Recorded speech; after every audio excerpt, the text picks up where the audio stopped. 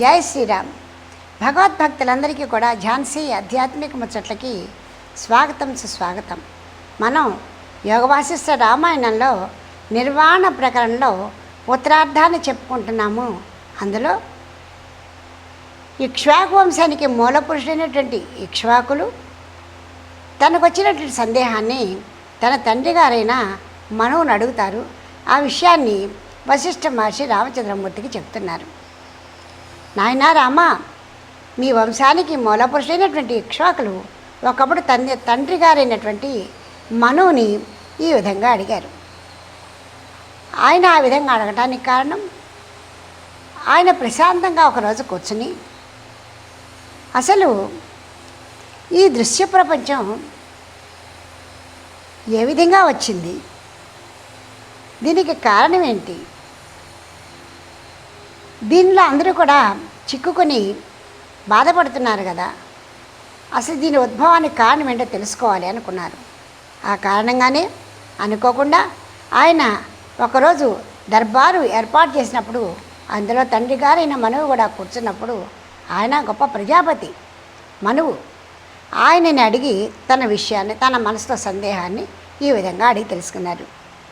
ఇక్ష్వాకు వాచం కుత సర్గో యమాయాత స్వరూపం చాస్య కీదృశం కియదేత్ జగత్కస్య కదా కేనేతి కథ్యతే అహం కథంచ విషమాస్మాత్ సంస్మృతి విభ్రమాత్ విముచ్యేయ ఘనాస్తీర్ణ జాలాదివ విహంగమ. తండ్రి గారు, నా మనసులో ఒక సందేహం తొలుస్తూ ఉంది.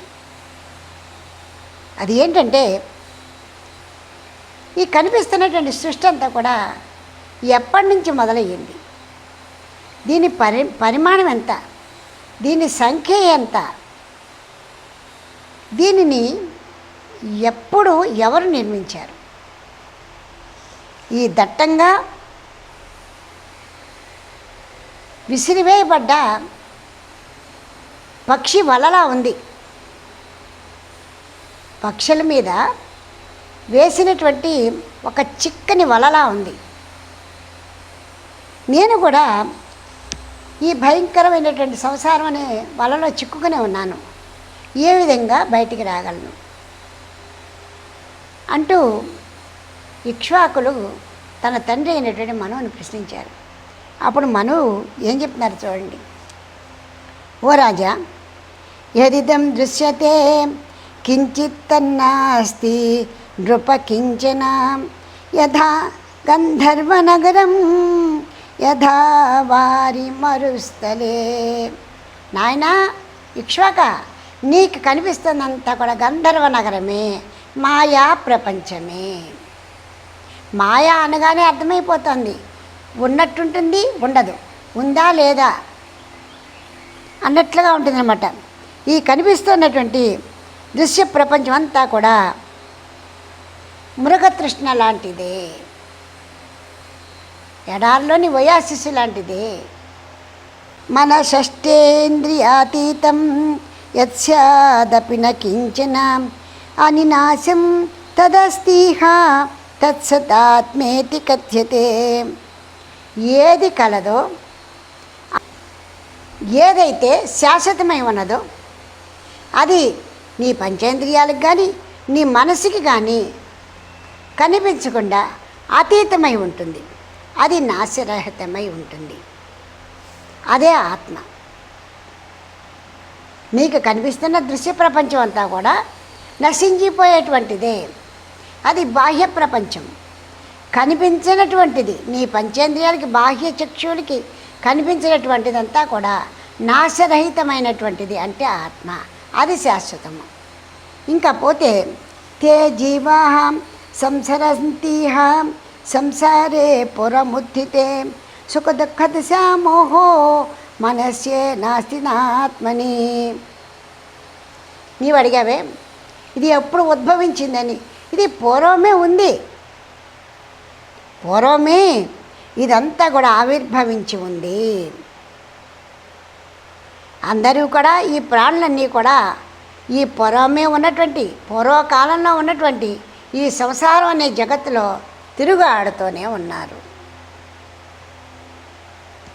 అయితే అందుకు కారణము వారి యొక్క సుఖ దుఃఖాల యొక్క మోహము. వారి యొక్క సుఖ దుఃఖాల యొక్క మోహముతోటి వారు ఈ సంసారం అనేటువంటి సముద్రంలో తేలియాడుతూనే ఉన్నారు. ఇదంతా కూడా మనస్సుకు మాత్రమే సంబంధించినది. దీనికి ఆత్మకి సంబంధం లేదు. అయితే నా శాస్త్రైర్నాసి గురురునా దృశ్యతే పరమేశ్వర దృశ్యతే స్వాత్మనైనవాత్మ స్వయ సత్వస్థియా ధియా. ఆత్మ ఎలా కనిపిస్తుంది అని అడుగుతామేమో. ఆత్మ అనేది సాధన చతుష్టయం ద్వారా, అంటే శ్రవణ మనన నిధి ధ్యాసల ద్వారా, గురు ఉపదేశాల ద్వారా నీ స్వకీయ తెలుసుకున్న విషయాలని స్వకీయ ప్రయత్నం చేసి నీ మనసుని నీవు అంతర్ముఖము చేసినట్లయితే మాత్రమే నీకు ఆత్మ కనిపిస్తుంది. అంటే ఆత్మని నీవు, ఆత్మజ్యోతిని నీవు చూడగలుగుతావు, జ్ఞానాన్ని తెలుసుకోగలుగుతావు. సహజంగా రోడ్డు మీద పోయేటువంటి జనాలు అంటే బాటసారులందరూ కూడా వాళ్ళ కంటికి కనిపిస్తున్నటువంటి సమస్త విషయాల్ని చూసి చూడనట్లుగా ఏ విధంగా వెళ్ళిపోతారో ఆ విధంగా ఈ సంసారం అనేటువంటి సముద్రంలో నీవు ఆ విధంగా నడుచుకుంటూ వెళ్ళిపోతే ఏ ఒక్క విషయము కూడా నీ మనసుకి అంటదు. అంటి ముట్టనట్లుగా నీవు ఈ సంసారం అనే ప్రపంచంలో నడవాలి. పదార్థమాత్రం దేహాదిధియ సత్యంచ దూరత ఆశీతలాంతఃకరణో నిత్యమాత్మయో భవ. అయితే ఏం చేయాలని అడుగుతామో, బాహ్య పదార్థాలని బాహ్యంగా ఏ విధంగా వదిలివేస్తున్నావో నీ దేహం కూడా బాహ్య పదార్థమే. ఆ విషయాన్ని గుర్తుపెట్టుకొని దేహం పైన మోహాన్ని వదిలేసి మనసులో నిత్యము కూడా అంతర్ముఖుడవై ఆత్మ ఎందు దృష్టి పెట్టుకో. అప్పుడు నీవు ఏ సంసారంలోని కూడా చిక్కుకొని ఉండవు. నేను ఈ దేహాన్ని కాను, ఈ సంసారం నాది కాదు, నాది కాదు, నాది కాదు, నేను లేను అని ఎప్పుడైతే నీవు ఒక దృఢమైన నిర్ణయంలోకి వెళ్ళావో నీవు పూర్ణంగా కూడా ముక్తిపరుడవే, అన్నిటి నుంచి విడిపడ్డవాడివే. ఈ విషయాన్ని తెలుసుకోకుండా గంధర్వ నగరము అయినటువంటి ఈ దృశ్య ప్రపంచంలోని తేలియాడుతూ జీవుడు దేహము నశించిపోయినా కూడా దేహభ్రాంతితో తిరుగుతున్నాడు.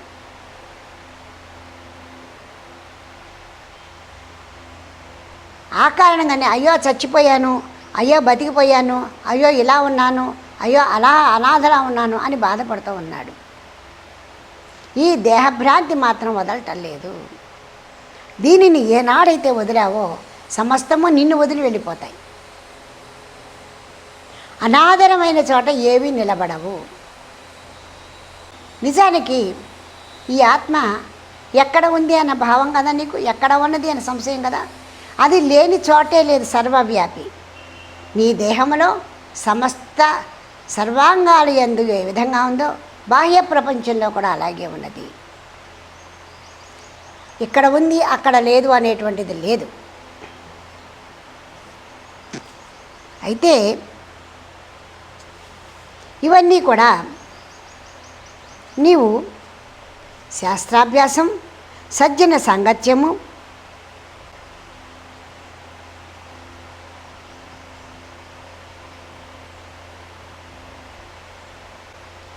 యోగం యొక్క మొదటి భూమికి అయినటువంటి ఈ విధమైనటువంటి ప్రక్రియలతో నీవు సాధన చేసుకోవాలి.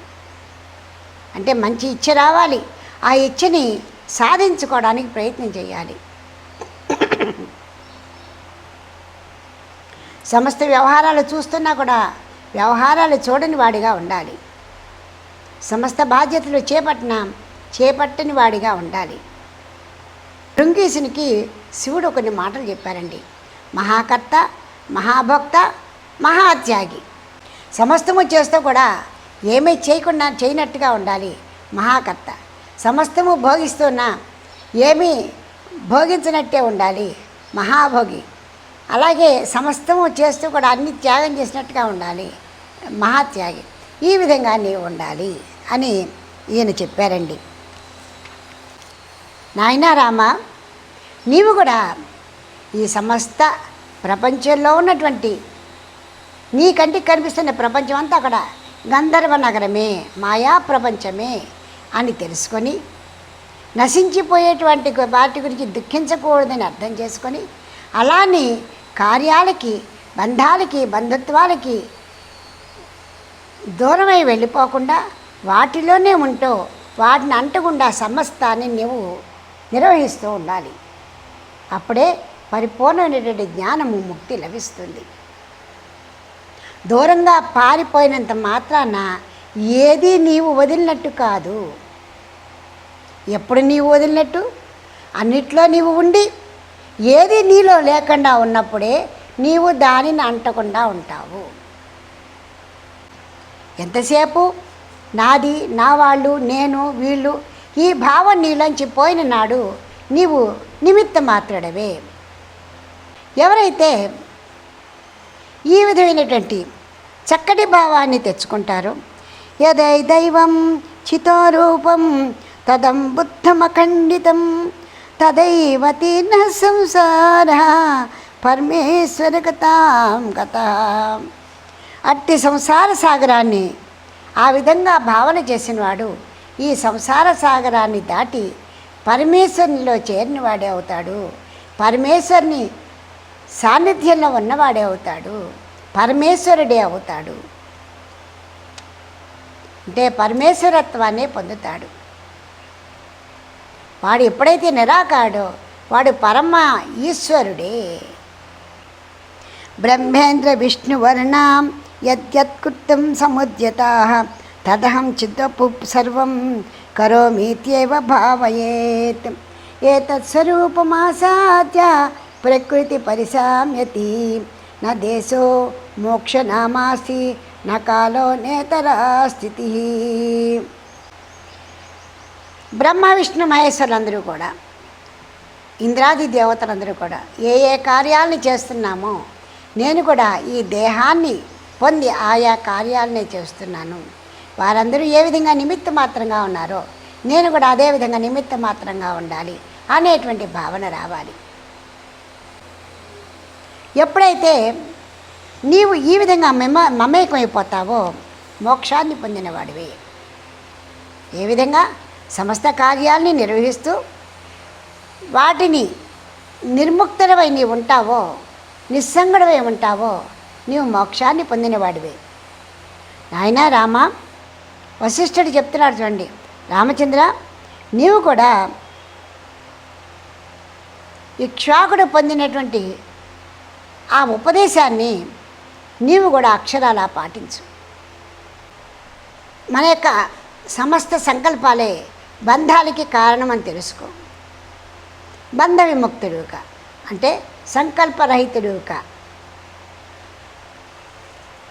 నీ యొక్క ఆలోచనలు, నీ యొక్క భావాలే నీ మనస్థితికి కారణమవుతుంది. నాయనా రామ, జీవస్య త్రీని రూపాన్ని స్థూల సూక్ష్మపరాణి చ తత్రాసి యత్పరం రూపం తద్భజ ద్వే పరిత్యజ.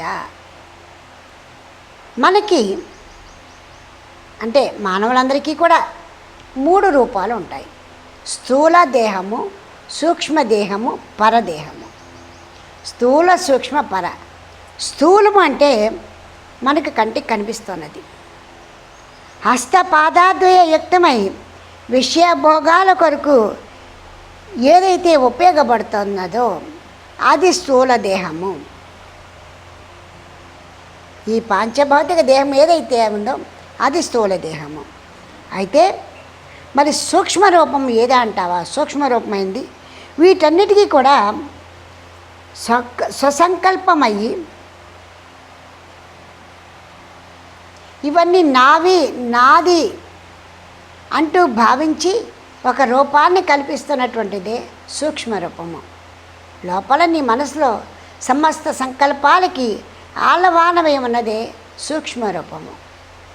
అక్కడి నుంచి అవి బాహ్యమచ్చి అనుభవంలోకి వస్తున్నాయి. స్వసంకల్పమయాకారం యావత్ సంసార భావ్యత్ చిత్తం తద్విద్ధి జీవస్య రూపం రామాతివాహికం. స్వయంగా సంకల్పించుకుంటూ ఇదంతా కూడా సంసారం అని భావించుకుంటూ నీ లోపల ఉన్నదే సూక్ష్మ రూపము. అయితే ఇంకొకటి కూడా ఉంది, పరమైనటువంటిది, అది ఆత్మ. పరమేశ్వరునిపై లగ్నము చేయవలసినటువంటిది ఆత్మస్వరూపము. దాని సంగతి చూడు. ఏతత్యుర్య పదం శుద్ధమాత్ర బద్ధపదోభవ సంపరిత్యజ్య పూర్వే ద్వే మా తత్రాత్మ మతిర్భవ. ఈ మూడవదగు పరరూపమే శుద్ధమైనటువంటి తురీయము. మూడవ రూపమైనటువంటి పరరూపమే తురీయమైనటువంటిది. కాబట్టి ఈ మూడవదైన పరరూపాన్ని నీవు ఆశ్రయించు. అప్పుడు శ్రీరామచంద్రమూర్తి అడుగుతున్నారండి, ఈ తురీయ అవస్థ అన్నారు కదా, దాని గురించి కూడా కొంచెం చెప్పండి. ఇంతవరకు నాకు అర్థమైంది, స్థూలదేహం ఏంటి, సూక్ష్మదేహం ఏంటి, ఈ రెండు నేను ఏ విధంగా వదిలేయాలో చెప్పారు. తుర్యంలో ఉండమన్నారు, తుర్యం యొక్క రూపం ఏమిటో చెప్పమన్నారు. అప్పుడు వశిష్ఠులు చెప్తున్నారు, స్వచ్ఛమై సమత్వరూపమై వ్యవహార కాలమందు సాక్షి రూపంగా ఉన్నటువంటి జీవన్ముక్త స్థితియే. సమస్త కార్యాలు చేస్తూ నిర్వికారంగా నిస్సంగుడుగా ఉంటే అది నీవు తురీయావస్థలో ఉన్నట్లే లెక్క. అంటే జాగ్రత్త స్వప్నంలో ఉంటావు, సుషుప్ ఈ రెండు అవస్థల్లో ఉన్నప్పటికీ కూడా, అన్నీ అనుభవిస్తున్నప్పటికీ కూడా నీ మనసుకి ఏమీ అంటవు. ఆ తురీయ అవస్థలో ఎలాంటి సంకల్పాలు ఉండవు. అలాని అది జడత్వము కాదు. ఏదో గాఢమైన నిద్రలో పోయాను తురీయావస్థకు వెళ్ళిపోయానంట, అది కాదు. నీవు మెలకుగా ఉండి తురీయావస్థలో ఉండాలి. గాఢమైన సుషిప్తావస్థలోకి వెళ్ళిపోయి నేను ఏమీ అంటున్నట్టుగా ఉన్నాను, నాకు ఈ బయట ప్రపంచంలో జరిగింది నాకేమీ తెలియవు, అది కాదు. నువ్వు మెలకుగా ఉండాలి, జాగ్రత్త అవస్థలోనే ఉండాలి. ఉండి ఏది కూడా దేనిని కూడా అంటనే వాడివై ఉండాలి. అది తురీయావస్థ. అంటే సంకల్పరహితుడివై ఉండాలి. అయితే జాగ్రత్త స్వప్న సుషుప్తావస్థలు మూడు కూడా చిత్తంలో జరిగేటువంటి రూపాలే. కాబట్టి చిత్తాన్ని వదిలేసి చిత్తం మీద ఎలాంటి ప్రభావం లేకుండా నీవు ఉన్నప్పుడే తురీయావస్థ గురించి తెలుసుకోగలుగుతావు. నాయనా, అంటే నీవు చూస్తున్నా చూడని వాడివై, వింటున్నా వినని వాడివై, ఎదురుకున్నా ఉన్నా మాట్లాడిన వాడిగా ఉండాలి. అప్పుడే ఎలాంటి భావాలు నీ మనసులోకి వెళ్ళవు. మహారమణీయమైనటువంటి దృశ్యాలను చూసినా, మహామధురమైన పదార్థాలను చూసినా నీ మనసుని విపరీతంగా చలింపజేసే బాధ కలిగినా కూడా ఆ ప్రభావాలు ఏవి కూడా నీ మీద రాకూడదు. అంత గట్టిగా ఉండాలి నీ మనసు. అప్పుడే పరిపూర్ణమైనటువంటి వైరాగ్యం నీకు వస్తుంది.